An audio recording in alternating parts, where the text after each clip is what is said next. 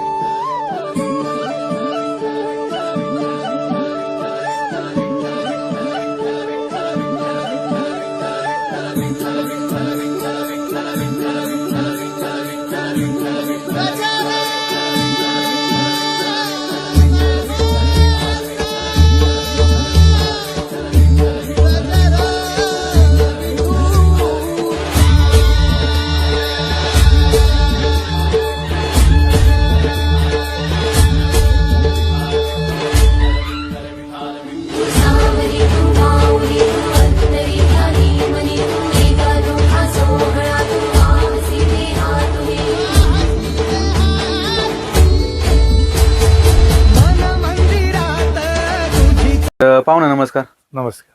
पहिल्यांदा तुमचं परिचय द्या आम्हाला सगळ्यांना। माझं नाव माऊली श्याम गावाने, राहणार सालगाव, तालुका आंबेगाव, जिल्हा पुणे। बैलाचं नाव काय?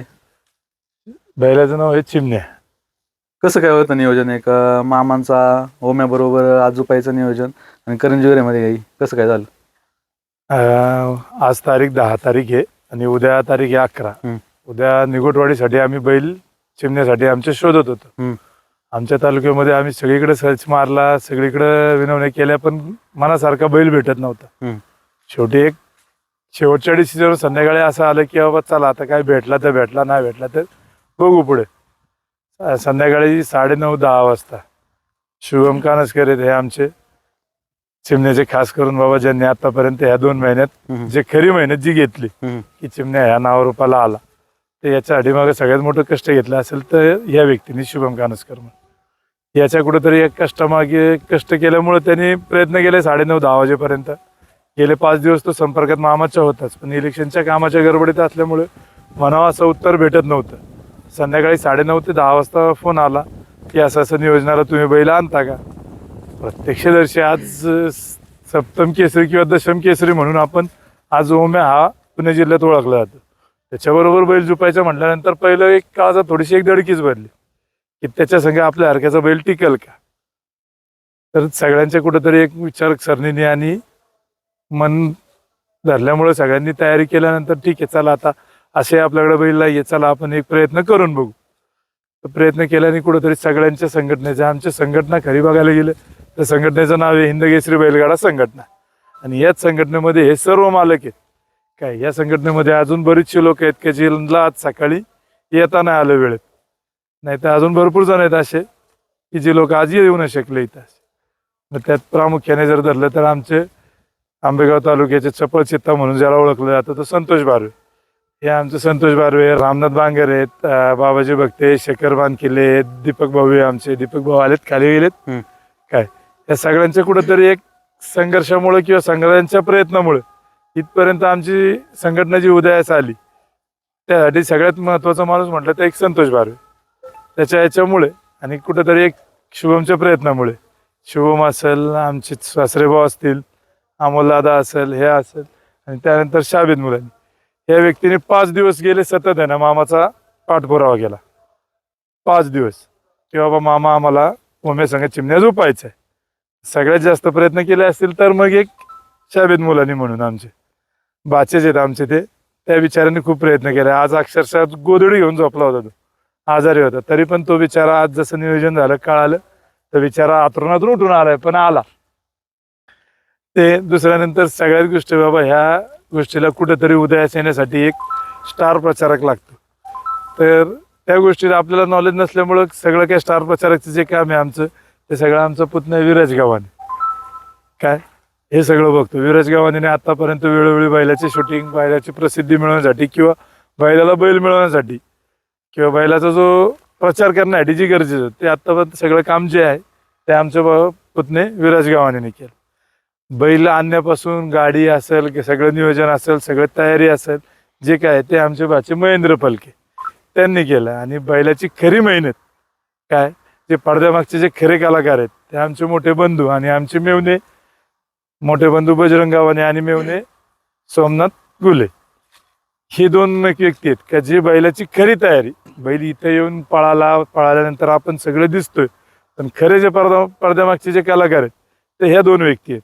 एक बजरंग गावाने आमचे मोठे बंधू आणि आमचे मेवणे सोमनाथ गुले. काय ह्या सगळ्यांच्या मेहनतीमुळे आज आमची हिंदकेसरी बैलगाडा संघटना आहे, जी एक 5 वर्षापासून जी उदयास आली किंवा बंदीच्या आधीही उदयास होती, पण प्रत्येक जण याच्यातला कामधंद्याला असल्यामुळे काय होतं, वेळ भेटेल तसं आपण करायचं. पण कंटिन्यू आम्हाला त्या क्षेत्रात जसं पाहिजे तसं पळता येत नाही का, तर सगळे आपापल्या कामात व्यस्त आहेत. त्यामुळे ज्या पद्धतीने आहे त्या पद्धतीने आम्ही करतोय. आणि सगळ्यात मोठं विशेष म्हणजे आज कोणी नाही, पण आज आमचे गुरुवरच म्हणायला लागतील आम्हाला की आज वारंगी मामा आहेत. त्या व्यक्तीने आज आम्हाला म्हणजे अक्षरशः देव मानलं तरी आमच्यासाठी आम्हाला काटा येतो अंगावर, की त्या माणसाने आम्हाला संधी दिली आणि त्या संधीचं कुठेतरी आमच्याकडनं सोनं झालं असं वाटतं. आमच्यासाठी खरं म्हटलं तर महत्वाचं जे आहेत गुरुवर्य ते वारंगी मामाचं. चिमण्या कुठनं घेतला होता खरं? चिमण्या हा आम्ही तामिळनाडूवरनं घेतला होता ऑनलाईन. काय 5.5-6 महिन्याचं वासरू घेतलं होतं आणि वासरू घेतल्यापासून वासरू जोरातच होतं. तर वासरू आम्ही वर्षभर कांड्यावर पळवलं. कांड्यावर पळवल्यानंतर चास या ठिकाणी आमच्या बंधूची इच्छा झाली की वासरू आता गेल्या वर्षी चास नारोडीच्या येते, भावाची इच्छा झाली की वासरू आपण आता जुकटात घेऊ. वासरं बारीक होती, आमची थोडी नाना झाली, पण ठीक आहे चला, भावाच्या इच्छेसाठी प्रेमासाठी आम्ही तयार झालो आणि वासरं जोत घेतली 20 फुटावर. आणि 20 फुटावर जोत घेतल्यानंतर त्यावेळेस कांड्यावर आमचा घरचा बैल एक पैंज आहे आणि आमच्या काय कोटंदराचं आपलं राहून काटा कोटंदर, हा बुरसे मंडळी आहे आमचे कोटंदरातले, त्यांचा रावण, ही दोन्ही बैल आम्ही 20 फुटावर जोडली. 20 फुटावरलं कांडा एकदम फायर झालं. त्या कांड्यामुळे वासरांनी जीव काढून तिथं बारी लावली. पहिल्या वर्षाला 11-34 बारी झाली तिथं. तिथून पुढे जे जोकाट चालू झालं तर चिमण्याबरोबर आमचा घरचा शिवा बैल होय तो त्याच्याबरोबर आणलेलं एक वासरू होतं किल्लारमधलं. ही दोन्ही वासरं आमची वर्षभरात गेल्या वर्षी जवळजवळ 22 ठिकाणी 1 नंबरची बारी झाली. तर जवळजवळ 8 ते 9 ठिकाणी घाटाचा राजा, 4 ते 5 ठिकाणी घाटाचा महाराजा राहिलेलं घरचं जुकाट होतं आमचं. पण कालांतराने पुढे येऊन त्यांनी दात लावल्यानंतर तो थोडा कांड्यावर घेतला आम्ही या सीझनला चापल्यानंतर. तो कांड्यावर पडतो आणि हा जुकाटात घेतला मागे. दावणीला आला त्यावेळेस पहिली रिहर्सल कशी दिली तुम्ही मग त्याला? दावणीवर आल्यानंतर आम्ही पहिली रेषेल त्यांना आमच्या साल सिद्धेश्वराच्या घाटामध्येच दिली. पहिली रेषेल जाडीमध्येच आम्ही आहे ना आमच्या घरच्या पैंजण बैलाबरोबर कांड्यावर दिली आणि त्याच्यानंतर मग कांड्या पळाला. हा, तिथून पुढे मग कांड्यावर पळावला. आमची सुरुवातीचा पहिला बैल तोच आहे की जे कुठलाही बैल आला तर तो बैल आम्ही त्याच्याबरोबर जर घातला तर तो बैल कधी मागं हटला नाही शेवटपर्यंत. काय खासियत बैलाची मग? बैलाची खासियत म्हटलं तर बैल आदत वयामध्ये आतापर्यंत बैलाची गती ही एक जे अति स्पीड असल्यामुळे बैलाला आहे ना बैल आमच्या मनासारखा आमच्या पद्धतीने लावता नाही आला. त्यासाठी आमच्या संघटनेचे सगळ्यांनी खूप प्रयत्न केले. काय पर अक्षरशः आमच्या घोडेगावचे दत्त जयंतीच्या यात्रेचे अध्यक्ष युवराज काळे त्यांनी पण खूप वेळा आम्हाला बैल शोधून द्यायचा प्रयत्न केला. पण त्या स्पीडचा किंवा त्या मापाचा जसा आम्हाला बैल पाहिजे होता त्या पद्धतीचा बैलच भेटत नव्हता. आता हा बैल वारंगी मामांचा बैल होता, पण एवढ्या मोठ्या व्यक्तीला आपण बोलायचं कसं किंवा बैल मागायचा कसा, हा खूप मोठा आमचा प्रश्नचिन्ह होता. पण केवळ आमचा बादशेबा आणि एक शुभम कानसकर हे दोघांच्या याच्यामुळे हे प्रयत्न केले दोघांनी आणि दोघांच्या प्रयत्नाला यश आलं. बारी कशी वाटली आज मग? बारी तर आमच्या हिशोबाने म्हणजे बैल झुपून पळतपर्यंत अक्षरशः आमचे सगळ्यांचे बीपी खूप हाय झाले होते. पहिलाच वेळ आहे आपला बाबा आयुष्यातला की बाबा चला काय होतंय काय नाही, काय बाबा नशिबाची एक संधी आहे की सगळ्या गोष्टी आहेत. थोडंसं प्रेशर होतच, पण सगळ्यांची एक कुठेतरी इच्छा होती. काय खास करून आमच्या भाच्यांची खूप इच्छा होती की आपल्याला बैल न्यायचा तर टॉपच्याच बारीत न्यायचा. पण अरे हो बाबा बैल आपल्याला भेटला पाहिजे, दिला पाहिजे. बैलगाडा मालकांमध्ये आणि गाडा क्षेत्रात खूप मोठा संघर्ष निर्माण झालेला आहे. तो सर्वसामान्य माणसाला किती जरी बैल पळाला तरी सर्वसामान्य माणसाला जोपर्यंत तुमचं ब्रँड येत नाही तोपर्यंत कोणी बैल देत नाही. काल संध्याकाळी 8 वाजेपर्यंत आम्हाला कोणी बैल देत नव्हतं. आणि कुठंतरी देवाची कृपा आमच्या सालसिद्धेश्वराची, की त्याच्या कृपेने आम्हाला एक 9:30-10 नंतर ते नियोजन आलं. मामांचा फोन आला. आमची तर सुरुवातीला तयारी होतच नव्हती, पण सगळ्यांची तयारी झाली की बाबा चला आपण हे करू शकतो. आणि कुठंतरी सालोबाच्या कृपेने झालंच आमचं. तर काय सांगसान आज रोहित भाईंबद्दल? आजचा दिवस जो खरा उगवला हम्म. आणि आजच्या दिवसाचं खरं श्रेय जर म्हटलं तर हे केवळ आणि केवळ फक्त रोहित भैया काळोखेंनाच आहे. की रोहित भैयाने अक्षरशः सकाळी आज त्यांच्या घरचा खूप मोठा एक कार्यक्रम असून पण त्यांनी आतापर्यंत पहिलं बारी होतपर्यंत आमच्यावर हजेरी लावली. काय हजेरी लावली आणि जुपणीचं काम असेल. आणि सुरुवातीला व्हिडिओ बघितल्यानंतर रोहित भैयांनी मामाचा तेवढा पाठपुरावा केला. पाठपुरावा करून मामांना एक 5 दिवस इलेक्शनच्या गडबडीत असल्यामुळे वेळ नव्हता. पण जसे मामा निवंत झाल्यानंतर त्यांनी प्रथमदर्शी नियोजन मामांच्या मार्गदर्शनात दिलं. मामांनी त्या गोष्टीला मान्यता दिली आणि घेतलेलं नियोजन हातामध्ये घेतलेलं संपूर्णपणे पार पाडल्या जबाबदारीनिशी फक्त रोहित भैया काळोखेंनी. म्हणजे आजच्या बारीचं किंवा आजच्या आमच्यासाठी जो हा सुवर्ण क्षण आहे याचं सर्व श्रेय हे जे जातं फक्त रोहित भैया काळोखेंनाच. मामांबद्दल काय सांगसान? वारंगी मामांबद्दल? वारंगी मामाबद्दल आमच्यासारखे काय बोलू शकतो, पण एवढंच की आमच्यासाठी एक गॉड गिफ्ट म्हणून देवाकडनं भेटलेलं एक लय मोठं गिफ्ट आहे की देवदूतच आमच्यासाठी मामा म्हटलं तर. का त्या मामाने आम्हाला सर्वसामान्यासारख्या एखाद्या व्यक्तीला संधी दिली. काय की नाहीतर आज गाडा क्षेत्रात आम्ही खूप जवळून बघितले किंवा खूप अनुभव घेतले. काय की एवढा मोठा आज पुणे जिल्ह्याचा दशम हिंद केसरी म्हणतो आपण.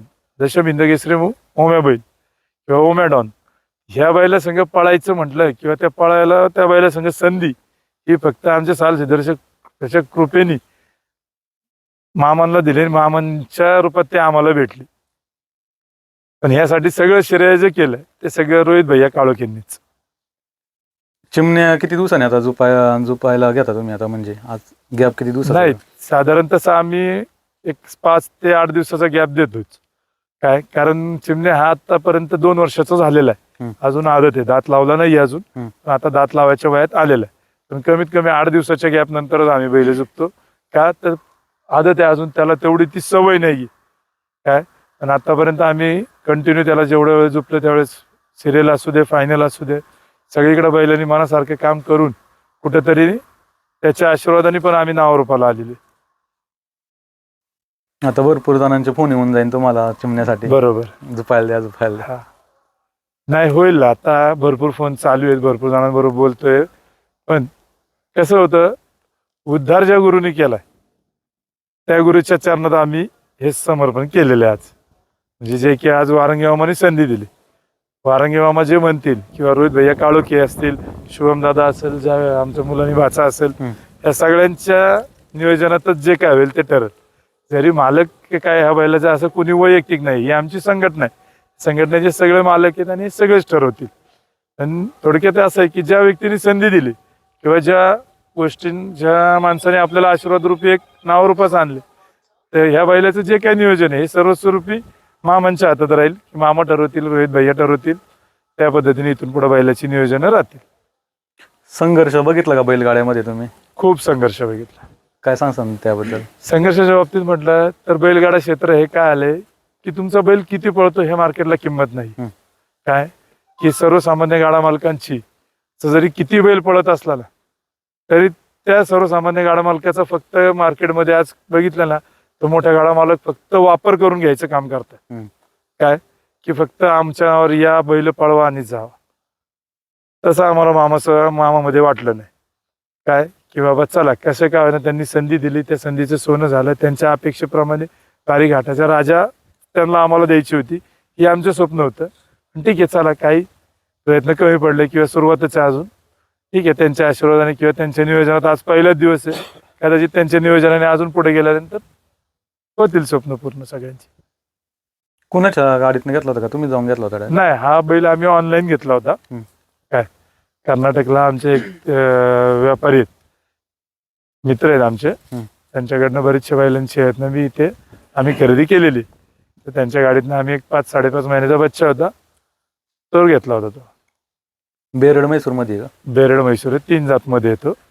काय हल्लीकर येतो, बेरड म्हणजे हल्लीकर येतो, परत म्हैसूर येतोय आणि गावरान येतो. अशा 3 जातीतनं मिक्स आलेला बेरड म्हैसूर आहे हा. 3 जातीत मिक्स. हा. तर मित्रांनो, आता आपण चिमण्याची थोडक्यात मुलाखत घेतलेली आहे आणि आदतमध्ये आपल्याला पुणे जिल्ह्यातील खेड तालुक्यातील आपल्याला करंजिवरे घाटामध्ये पहिल्यांदाच बघायला भेटलाय. साधारणतः तो त्यांच्या पट्ट्यामध्ये खूप चर्चेमधला बैल आहे. आपल्या पट्ट्यामध्ये म्हणजे खालच्या पट्ट्यामध्ये इकडं खेड तालुका, हवेली तालुका इकडं पहिल्यांदाच आलेला. तर आज ओम्याबरोबर पळाला आहे. मित्रांनो, कसा वाटला पळ कमेंट करून सांगा आणि चॅनलवर नवीन असाल तर सबस्क्राईब करा. धन्यवाद.